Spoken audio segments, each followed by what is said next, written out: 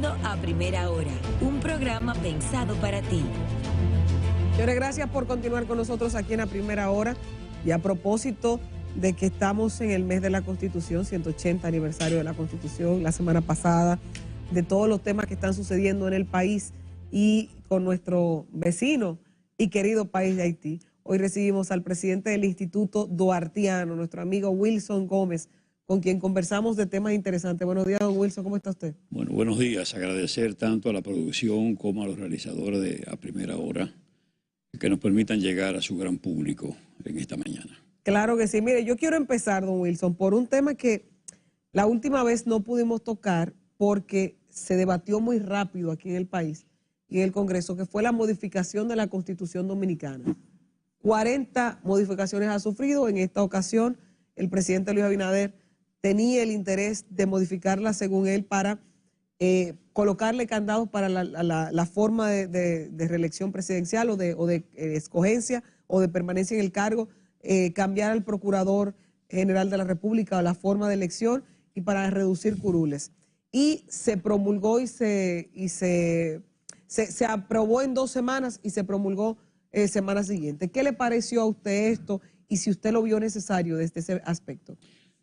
Mire, yo entiendo que la revisión y la reforma a una constitución tiene que estar suficientemente motivada como para que amerite un cambio, sobre todo cuando nosotros tenemos un método, ¿verdad?, que no es flexible y que amerita de una intervención de asamblea. Y con esa complejidad, yo digo, bueno, tal vez hubiese sido conveniente que también la autoridad incluyera algo que a mucha gente le parecería como simple. Sin embargo, nosotros tenemos que lanzar una mirada más allá de lo que se advierte en la curva. Haití ha estado, a propósito de la cuestión constitucional, haciendo algunos movimientos, y en el momento en que se produjo el magnicidio en Haití, había un proyecto de reforma en marcha, de reforma constitucional, que tomaba en cuenta la posibilidad de la doble nacionalidad en Haití. Ese es un asunto que al dominicano debe llamarle la atención, porque no es asunto de que es Haití por Haití y que tenemos nosotros una posición contra Haití, no. La posición nuestra es a favor del interés nacional y de la integridad de nuestro país. Por eso entiendo que en una reforma aquí bien pudo haberse contemplado, bueno, vamos a mantener la doble nacionalidad siempre y cuando no entrañe esa doble nacionalidad, el otorgamiento o la aceptación con respecto a un país, no entrañe un ataque a la integridad dominicana y a los supremos intereses del país, como una condicionante para que la autoridad en su momento pueda, ¿verdad?, manejar eso. Yo creo eso, porque nosotros tenemos que estar muy pendientes de los despropósitos de esa llamada comunidad internacional. Es decir, al que le quede duda, bueno, que le quede duda, pero lo que se ha visto es que no ha habido interés de resolver el problema haitiano. O sea, eso es evidente. Pero, ¿y a quién se le ocurre que la Organización de Estados Americanos como organismo regional o la Organización de las Naciones Unidas como estamento internacional, que su razón de ser es auxiliar a los países, a los estados que caen en infortunio?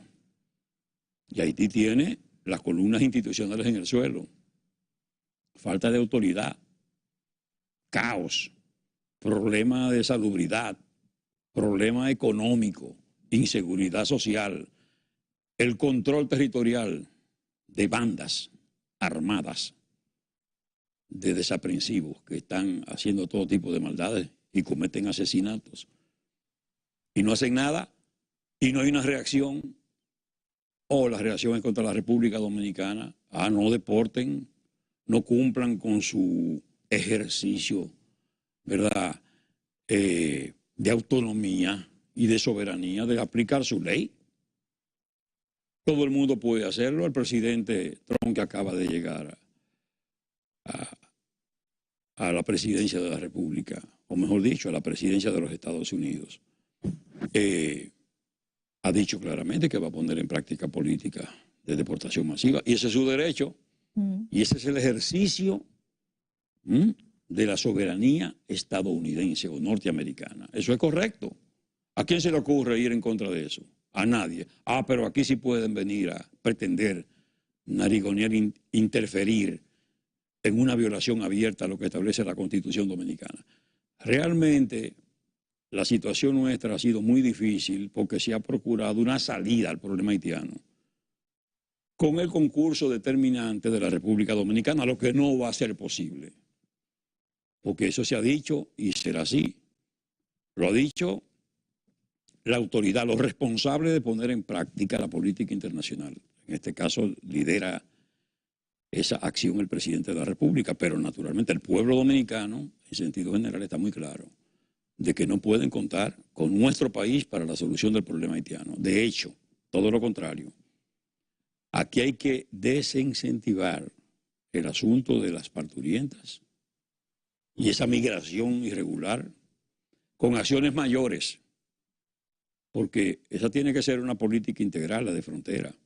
No solo es esperar que vengan para atajarlos, ¿verdad?, o remitirlos de aquí cuando ya están, sino evitar el ingreso, que ni siquiera puedan ingresar al territorio nacional. Hace que algunos son ingresados por dominicanos.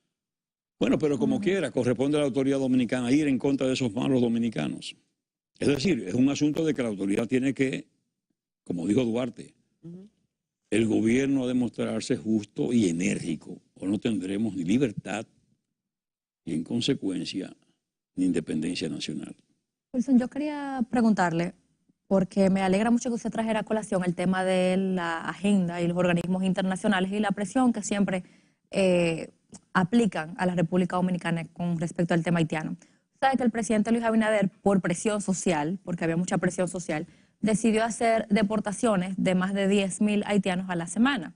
Hace algunos días nosotros como dominicanos pudimos evidenciar que se apaciguaron un poquito ese tema de las deportaciones por presión internacional. Y el canciller salió a decir en un comunicado que ellos habían decidido bajar un poquito la intensidad de esas deportaciones porque había mucha presión internacional y tenían que cuidar las relaciones internacionales, sobre todo con nuestros socios comerciales.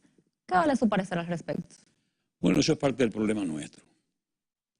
La autoridad nuestra no entiende que los países son respetados en la medida en que quienes tienen la responsabilidad de administrar el Estado se dan a respetar. Nuestros hombres y mujeres que están en las posiciones de Estado deben entender que el pueblo dominicano le otorgó poderes de representatividad o de representación para que asuman la defensa del interés nacional. Se muestran genuflexos muchas veces más allá de lo razonable y no se asumen las posiciones enérgicas que tienen que ser asumidas. Es que nadie tiene derecho, porque además hay un artículo 3 en la Constitución de la República, muy categórico. Ese artículo resume las posiciones de Duarte en su proyecto de ley fundamental o constitución, ese artículo 3. Y en ese artículo se establece además que el principio de no intervención en los asuntos internos de los países es un principio irrenunciable de la política internacional de la República. Entonces, eso quiere decir que no se puede permitir que nadie, ni de manera directa, ni de manera indirecta, se inmiscuya en los asuntos internos del país. Pero además, cuando el país asume esas políticas, reitero, el país cuanto hace es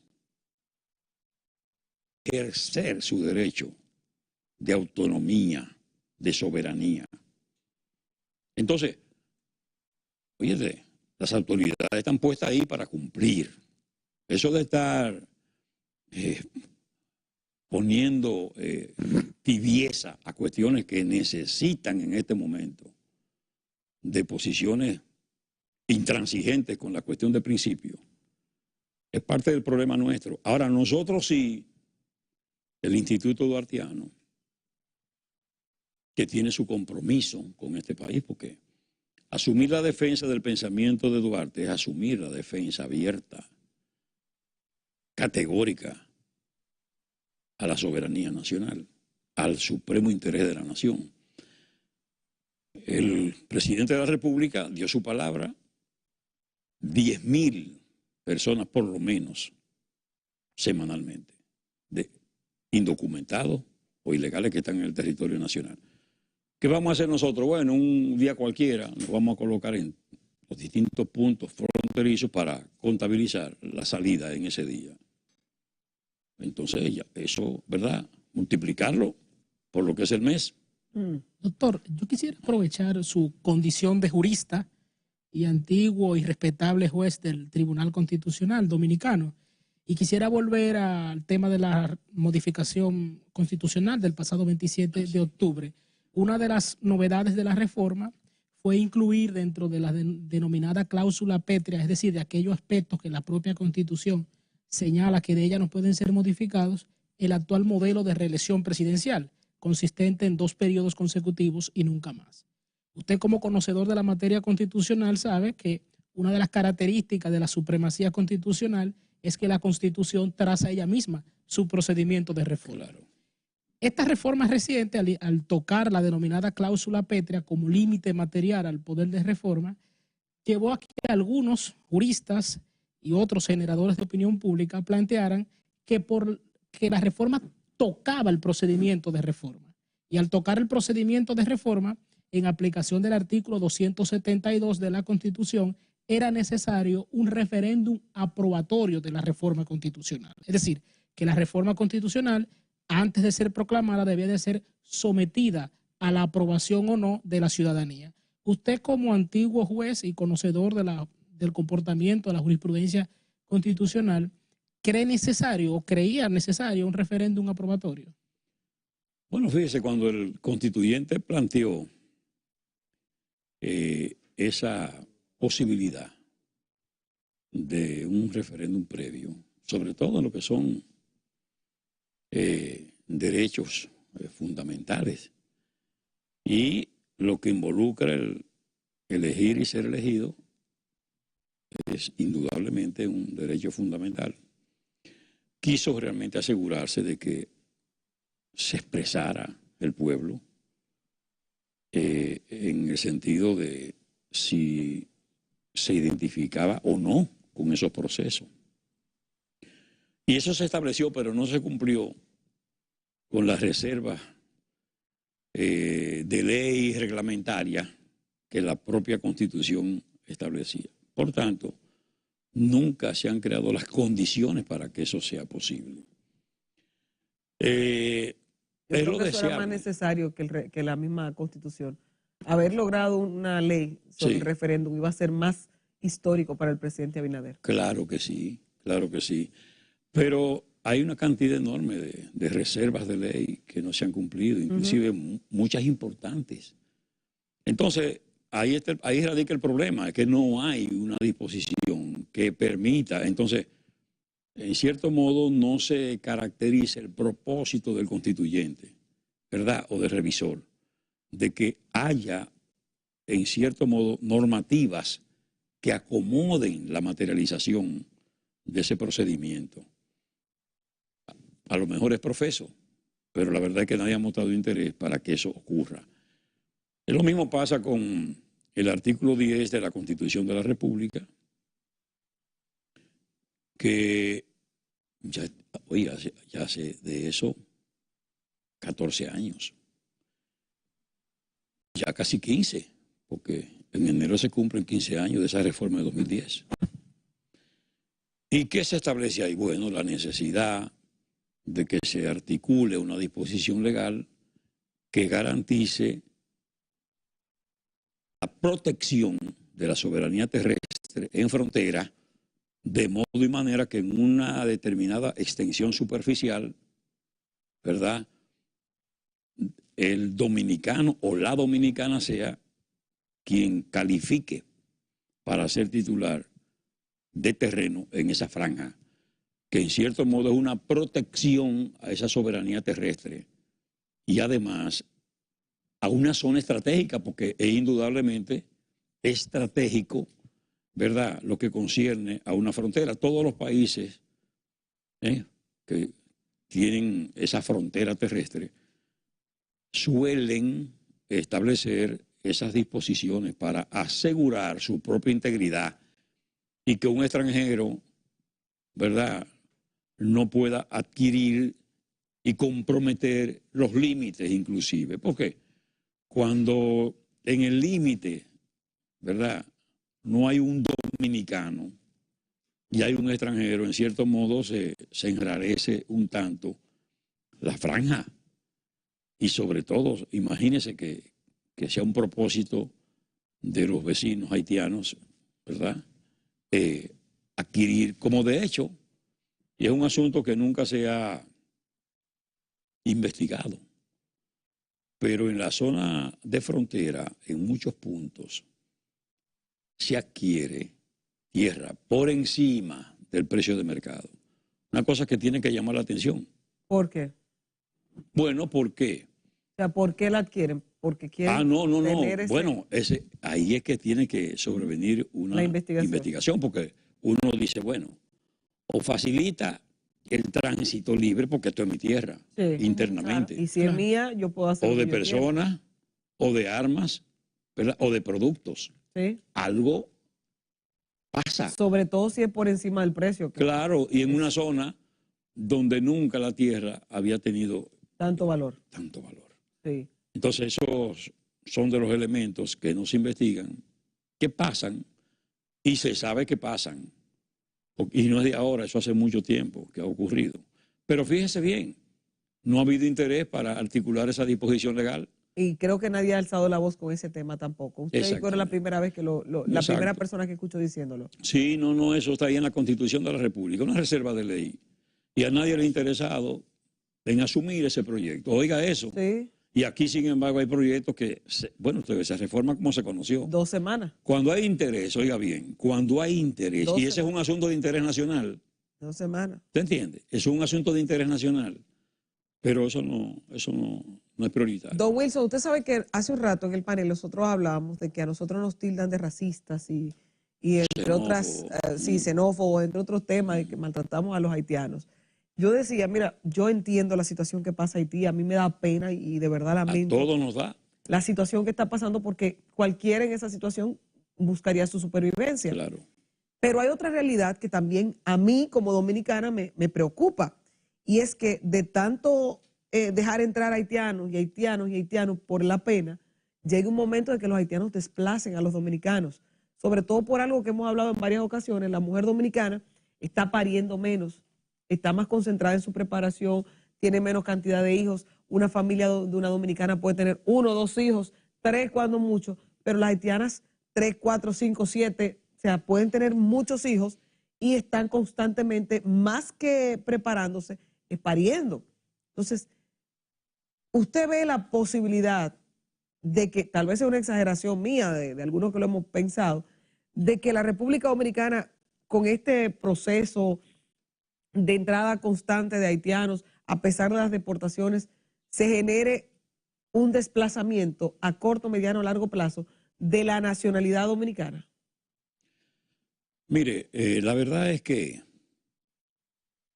las cosas parecen como que surgen así, como de manera espontánea, pero cuando uno piensa y se va un poquito atrás, se da cuenta que todo ha sido un despropósito. A nosotros nos impusieron una política de control de natalidad hace mucho tiempo, ya finalizando los años 60, 68, 69, por ahí. Eso fue un programa nacional para llevar a la conciencia de las familias de que era conveniente, ¿verdad?, ejercer el control de natalidad. Y se logró el propósito con una cantidad de dispositivos y de fórmulas. Y la mujer dominicana terminó realmente, y las familias dominicanas terminaron. Digo la mujer dominicana porque era la que resistía el tener más hijos, casi siempre, más que el hombre. Y entonces, bueno, al día de hoy, las familias, cuando más, 2 niños. O uno, y hay unas que nada, que no quieren. Exacto. Bueno, esa fue una política que se aplicó. Se aplicó esa política con respecto a Haití, y eso no fue de que una política nacional. Eso fueron organismos internacionales que trajeron ese asunto. Pero no lo aplicaron con respecto a Haití, cuando Haití siempre duplicó la población nuestra, de siempre, con menos territorio. Entonces, por supuesto, una densidad poblacional mayor. Con nosotros, sí, con Haití no. El que estaba claro en eso era el tirano Trujillo, que tenía el premio Julia Molina para la mujer que más pariera. ¿Quién tenía el premio? Julia Molina, que era el nombre de su madre. Sí, mira, Dios. Entonces, para la mujer que más, aporte hacía a la patria con los hijos. Porque él sí estaba claro de que la población juega un rol importante cuando se comparte un territorio. ¿Entiendes? Y al momento de una decisión, exacto, al momento de una rebelión, claro, al momento de cualquier cosa, la mayoría democracia gana. Claro, claro. Lo que la gente no entiende, y es un asunto particular, hay gente que con mucha sanidad está ahí. ¿Qué es lo que sembraron exactamente?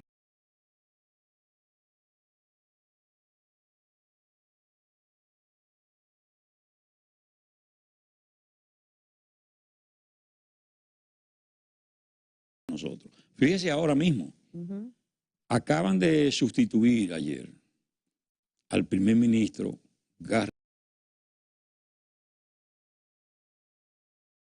Destituye el Consejo. No fue una supuesta reunión que yo no tengo constancia. Ahora en septiembre pasado en la Asamblea de Naciones Unidas con el presidente Abinader. Parece que fue esa reunión con el presidente Abinader. ¿Dicen eso? Bueno, eso está dicho. Eso fue lo que le puso la tapa al pomo y lo destituyeron.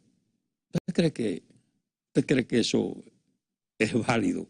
A menos que haya ese tipo de resentimiento que constituye un hecho grave, que el primer ministro se reúna con el presidente dominicano. Óigame, pero... Es normal. Y esa hostilidad, ellos no pierden tiempo para... Fíjese que cuando... Pero mire la investigación del presidente el pasado 16 de agosto, que no quisieron venir. No. Las fronteras están cerradas y nosotros no vamos, pero fíjese que cuando asesinan al presidente Moïse, tiraron la cosa, ya estaban diciendo que fue aquí que se reunieron y que, oye, pero es increíble, una cosa y una hostilidad. Y entonces ellos ponen en práctica una política internacional muy agresiva, muy dura. Los que han sembrado en el mundo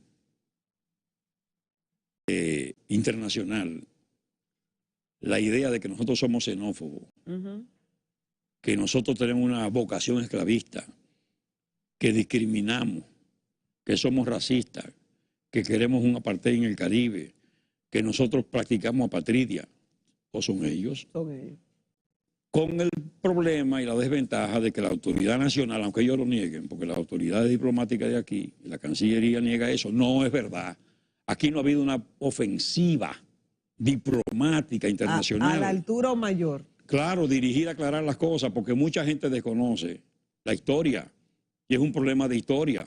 Es un problema de que nosotros, esta parte de la isla, fue objeto salvajemente de las peores atrocidades con invasiones como la de 1801, 1805, 1822 al 44, que prohíben el idioma castellano en los documentos públicos y en las actividades públicas, que cierran la universidad, que impiden el funcionamiento de las escuelas, que hasta impiden la religión del pueblo Que dominicano. había que hablar bajito. Usted me entiende, o sea, una serie de cuestiones, pero no solo eso, el despojo, el robo de la titularidad de la tierra de los dominicanos y de las propiedades de los dominicanos. Y no solo eso, en su constitución, el impedimento de que todavía, con 21 años de dominación, en 1843, la reforma constitucional de Haití, que fueron delegados dominicanos a esa reforma, porque era parte del asunto. Nosotros estábamos supeditados a ellos.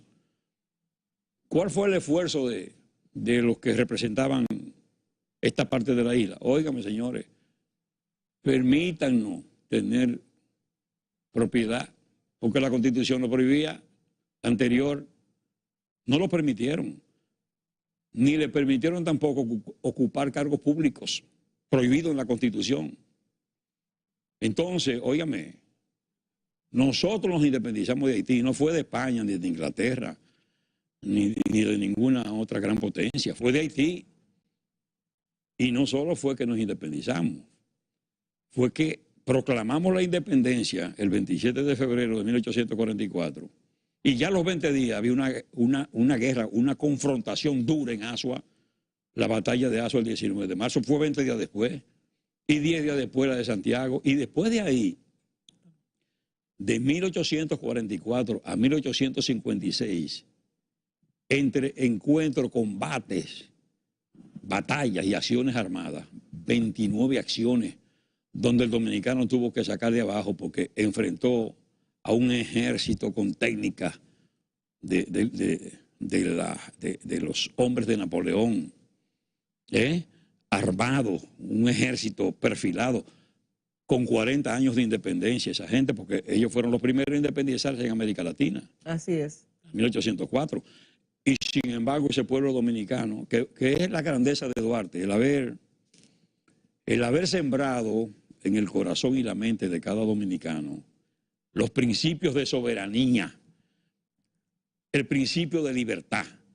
Y por eso es que esa consistencia ideológica del pueblo dominicano permitió que esos dominicanos, con el machete de labranza, con palo, con piedra, con lo que fuera, enfrentar a ese ejército, fuera desarmándolo, armándose y peleando con un valor extraordinario. Eso es lo que la comunidad internacional no recuerda, no sabe. Pero también es lo que denuncia la determinación de un pueblo que decidió entonces ser libre. 1856 ya fue lo último, cuando ellos ya se convencieron, pero fueron 12 años, porque la gente cree que fue que se disparó el trabuco y ya. No. El disparo de ese trabuco anunció que estaban dadas las condiciones para proclamar, y se proclamó. Pero ahí fue que se inició la guerra de independencia, que aquí mucha gente que ignora las cuestiones históricas se ponen a hablar de tonterías. No, 12 años, pero no lo decimos nosotros, son los autores, los historiadores haitianos los que describen el asunto, no somos nosotros. Entonces fueron hechos concretos. Y ese pueblo, este pueblo, en todo momento desde entonces, en 180 años de vida republicana, de independencia, en todo momento en que se ha conculcado su libertad y su soberanía se ha levantado en armas. La última acción fue en 1965, y por eso la grandeza de Francisco Alberto Caamaño Deñó, que hay que reconocer, independientemente de todo, el coraje de él y otros hombres, como Lora Fernández, ¿verdad? Como su primo, el coronel Fernández Domínguez, y otros. Entonces, ese dominicano lo que hizo fue que reivindicó los principios de Duarte, no fue otra cosa, porque de lo que se hablaba era de Duarte. No podemos perdernos en eso. Bueno, yo le quiero agradecer, porque por eso es que lo tenemos que tener a usted aquí. Por eso es que tenemos que tenerlo, porque usted nos recordó varias de las batallas que se dieron, varias situaciones a las que se dieron, y sobre todo cómo la historia, no solamente la nuestra, sino la de los propios haitianos, resaltan que nosotros tenemos que manejar con mucha cautela cualquier decisión que se tome de cara al futuro entre República Dominicana y Haití. Don Wilson, muchísimas gracias a usted, que siempre está presente. Un honor, gracias a ustedes por su generosidad. Muchas gracias. Así es, y con don Wilson Gómez, presidente del Instituto Haitiano, vamos a una breve pausa comercial. Cuando regresemos hablamos con Víctor Félix Solano, tiene que ser familia mía, Víctor, que nos menciona la situación de la alcaldía de La Vega, señores. La alcaldía de La Vega. Todavía no sabemos si va a ser amparo, custodio o no, pero con él hablamos de eso. No se mueva, venimos en breve. En esta mañana lluviosa, volvemos en breve en A Primera Hora.